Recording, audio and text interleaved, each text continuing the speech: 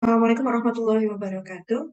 Perkenalkan saya Endah Susanti dari mahasiswa studi PTEI angkatan tahun 2023. Untuk saat ini saya akan mempresentasikan tugas ujian akhir semester untuk mata kuliah kecerdasan buatan dengan judul jurnal implementasi algoritma naib Bayes dalam menentukan prediksi level kemampuan komputasional tinggi. Untuk pendahuluannya, computational thinking ini adalah suatu kemampuan berpikir sistematis dan logis yang penting dalam menyelesaikan permasalahan secara efektif menggunakan konsep-konsep komputasi, pemahaman dan penguasaan terhadap computational thinking menjadi keterampilan esensial dalam menghadapi sebuah tantangan kompleks yang dihadapi dalam berbagai bidang kehidupan. Kemampuan dalam menerapkan computational thinking menjadi kunci dalam menghadapi tantangan di era digital dan teknologi informasi saat ini. Oleh karena itu, penelitian mengenai penentuan level kemampuan computational thinking menjadi sangat relevan untuk mendukung pengembangan pendidikan di bidang teknologi. Penelitian ini bertujuan untuk mengimplementasikan algoritma naib Bayes sebagai metode prediksi untuk menentukan level kemampuan computational thinking. Algoritma naib Bayes merupakan salah satu metode klasifikasi yang banyak digunakan dalam pemrosesan teks dan data mining. Keunggulan algoritma ini terletak pada kemampuannya untuk melakukan prediksi berdasarkan probabilitas dan kemungkinan terjadinya suatu kejadian. Bahan dan metode penelitian. Tahapan dari penelitian ini nanti ada 5 tahapan. Yang pertama adalah pengumpulan data, kemudian yang kedua adalah pengolahan data, ketiga implementasi sistem, keempat klasifikasi data menggunakan model naib Bayes, dan yang terakhir adalah evaluasi. Untuk pengumpulan data, tahap pertama dari penelitian ini yaitu pengumpulan data. Dalam metode pengumpulan data, pada penelitian ini menggunakan data sekunder yang diperoleh dari data kurikulum dan data bimbingan konseling di SMA Negeri 2 Pelayan. Data yang didapatkan berjumlah 252 siswa pada fase E tahun pelajaran 2022-2023. Kemudian berikutnya adalah pengolahan data. Peneliti akan melakukan beberapa pengolahan untuk menghasilkan data yang dibutuhkan. Ada 3 tahapan, yaitu yang pertama adalah data cleaning. Pada tahap ini, peneliti membersihkan nilai yang kosong atau tabel yang kosong. Kemudian yang kedua ada data integration. Pada tahap ini, peneliti menggabungkan beberapa data dari berbagai dataset ke dalam dataset baru. Dan yang terakhir adalah data reduction, yang berfungsi untuk menghilangkan data yang tidak dibutuhkan. Atribut yang digunakan hanya ada 4 atribut, diantaranya adalah nilai mata pelajaran matematika, nilai mata pelajaran IPA, kemudian kemampuan problem solving, dan yang terakhir adalah tingkat IQ. Kemudian berikutnya adalah perhitungan algoritma EBS. Nah, nanti ketika perhitungan ada 4 tahapan yang dilakukan. Yang pertama adalah membaca data training, kemudian menghitung probabilitas kelas, menghitung probabilitas atribut, dan yang terakhir adalah menghitung probabilitas akhir setiap kelas.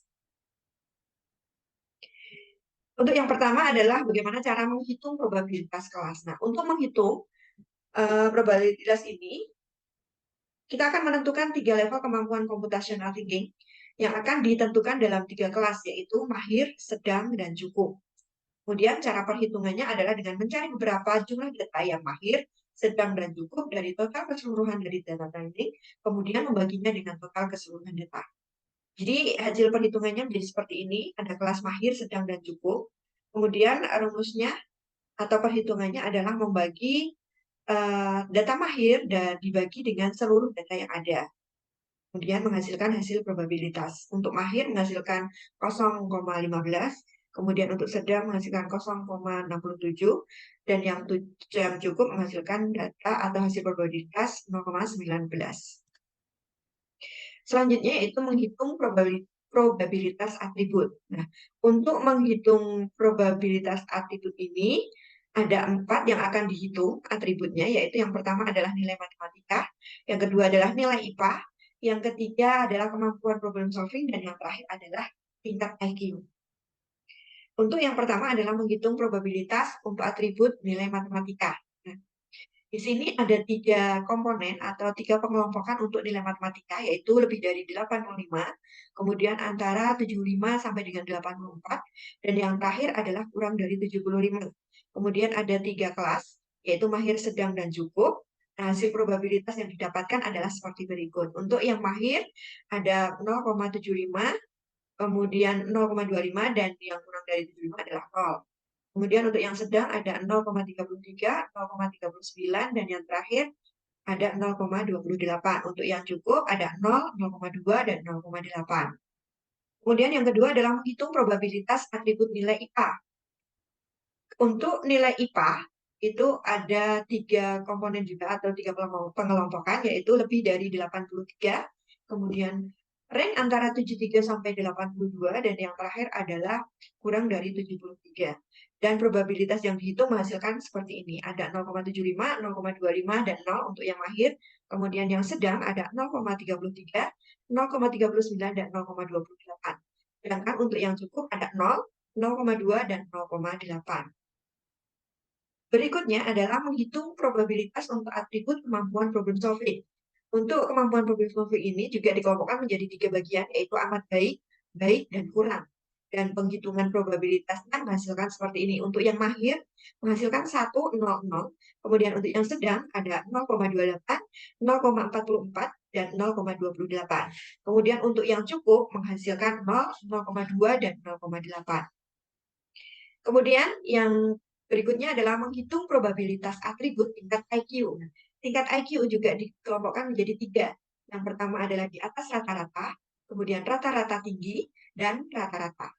Kemudian hasil probabilitas yang sudah dihitung menghasilkan seperti ini. Untuk mahir menghasilkan 0,5, 0,25, dan 0,25. Kemudian untuk probabilitas sedang menghasilkan 0,33, 0,39, dan 0,28. Kemudian untuk yang terakhir adalah probabilitas dengan kelas cukup menghasilkan 0,2, 0,2, dan 0,6.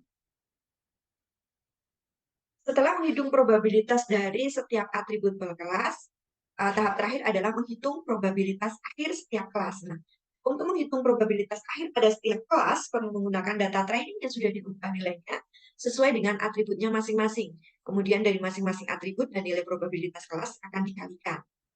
Dari ketiga hasil yang sudah ditentukan pada tiap kelas, kemudian dibandingkan dan dipilih nilai yang paling tinggi. Jika kelas mahir bernilai paling tinggi, maka hasilnya adalah mahir. Begitu pula dengan kelas yang bernilai sedang dan cukup. Ini diberikan contoh, saya berikan contoh untuk menghitung probabilitas akhir setiap kelas dengan kasus yang seperti ini. Nilai matematika lebih dari 85, nilai IPA-nya berkisar rentang antara 73 sampai 82, kemampuan problem solving adalah amat baik, dan tingkat IQ di atas rata-rata. Kita akan mencoba menghitung dengan langkah seperti ini. Kita hitung dulu probabilitas dari setiap kelasnya. Untuk mahir 0,15, sedang 0,67, dan cukup 0,19. Kemudian kita lihat probabilitas atribut dari masing-masing komponen atau atribut tersebut, yaitu dari nilai matematika dengan mahir atau kelas mahir. Kemudian nilai IPA kelas mahir, kemampuan problem solver kelas mahir, dan tingkat IQ di tingkat mahir juga. Nah, untuk tingkat mahir akan menghasilkan perhitungan yaitu 0,28125.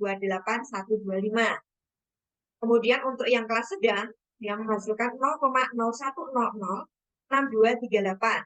Dan yang terakhir untuk yang nilai cukup, dia akan menghasilkan 0, karena semuanya akan dikalikan dengan 0.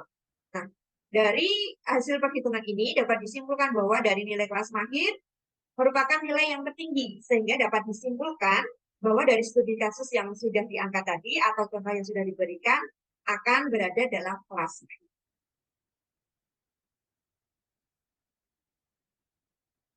Kemudian untuk selanjutnya kita akan menguji akurasi dari perhitungan FBS yang sudah dilakukan dengan menggunakan aplikasi Orange Tool. Nah, di aplikasi Orange nanti ada 2 kegiatan.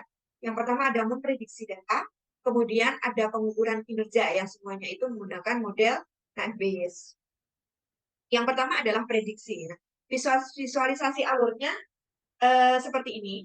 Yang pertama ada data training, kemudian akan kita tampilkan datanya sudah lihat atau belum. Yang kemudian akan dilakukan operasi atau algoritma atau dengan model naik Bayes.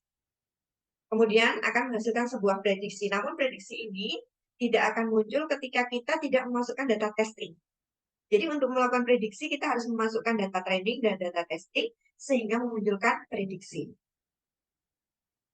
Untuk data training, saya menggunakan data sejumlah 27 yang seperti ini. Kemudian untuk data testing, saya hanya menggunakan 1, 2, 3, 4, 5, 6 data testing. Kemudian untuk yang berwarna biru ini, saya memang sengaja memasukkan ini dari bagian data training. Nah, nanti ketika kita prediksi apakah dia akan muncul kualifikasi atau klasifikasi sesuai dengan yang di training. Ini kan untuk contohnya nanti akan muncul yang lebih dari 85, amat baik rata-rata tinggi akan muncul klasifikasi mahir, dan yang satunya akan muncul klasifikasi sedang. Nanti kita akan buktikan menggunakan prediksi di orange ini. Nah, ini data testingnya. Nah, hasil prediksinya ternyata benar. Untuk yang pertama tadi ada di posisi sedang, dan yang kedua, yang ketiga ada di posisi mahir. Jadi sesuai dengan data trainingnya, mahir dan sedang. Setelah kita berhasil memberikan prediksi atau membuat sebuah prediksi, selanjutnya kita akan mengukur kinerja dari aplikasi Orange tersebut yang sudah dilakukan operasi atau dengan model MBS. Bagaimana kita mengukur kinerja? Yaitu dengan menggunakan widget namanya test and score. Pertama, kita tetap memasukkan data trainingnya. Nah, data training di sini itu terdiri dari data training model dan data testing yang tadi sudah diujikan. Yang sudah diujikan di sini saya masukkan ke dalam data training untuk menguji pengukuran kinerja. Jadi data di sini yang tadi hanya 27 menjadi 33 data untuk melakukan pengukuran kinerja.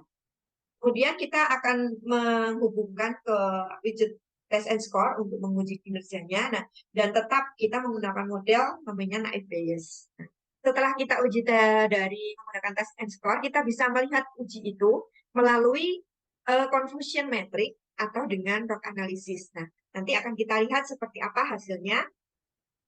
Nah, ini untuk keterangan lebih lanjut, test and score ini digunakan untuk menguji algoritma pembelajaran, kemudian menggunakan data penguji terpisah. Nah, memang terpisah tidak sama dengan data penguji ketika kita melakukan prediksi.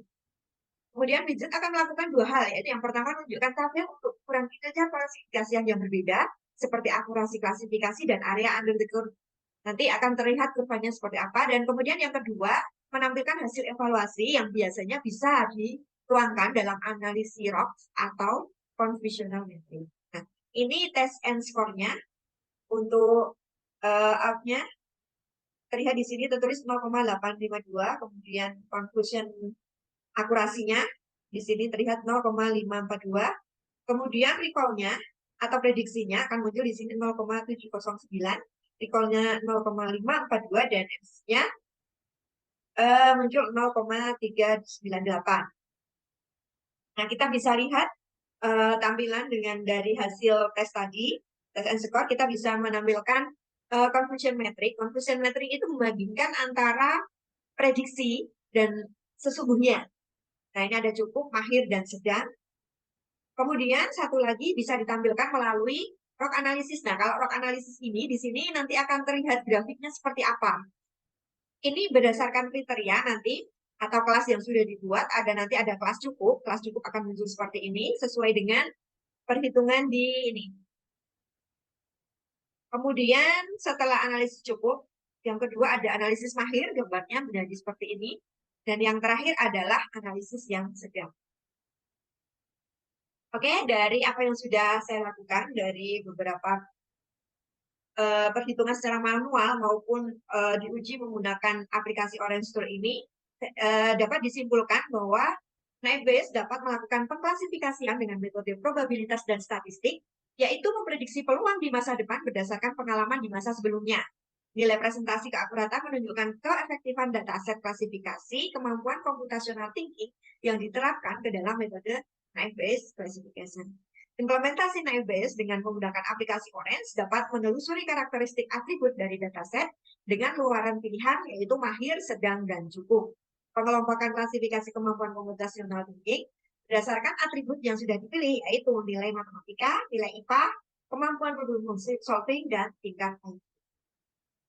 Itulah presentasi yang sudah saya sampaikan berkaitan dengan tugas mata kuliah kecerdasan buatan. Terima kasih, selamat siang. Assalamualaikum warahmatullahi wabarakatuh.